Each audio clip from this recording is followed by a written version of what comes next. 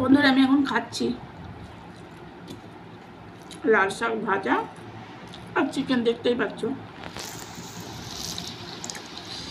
খুব তাড়াহুড়ো করে খাচ্ছি, খুব তাড়া আছে।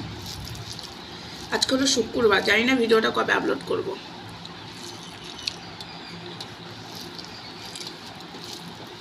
অলরেডি রকস্টারে একটা ভিডিও আপলোড হয়ে আছে।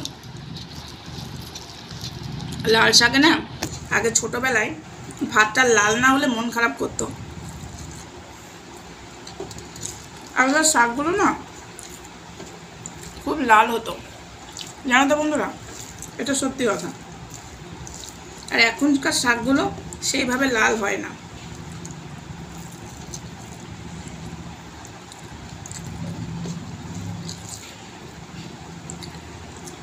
মাংসের আলু দিয়ে খেতে বেশি ভালো লাগছে আমার। মাংসের থেকে না মাংসের ঝোলের আলু ঝোল এটাই ভালো লাগে।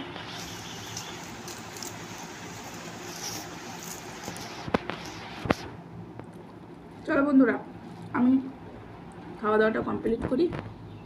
অন্য ভিডিওতে আবার দেখা হচ্ছে, ততক্ষণ সঙ্গে থেকো। আর চ্যানেলটাকে অবশ্যই রকস্টার সোমা চ্যানেলটাকে সাবস্ক্রাইব করে পাশে থাকা বেল আইকনটা অবশ্যই অন করবে। হ্যাঁ, চলো টাটা।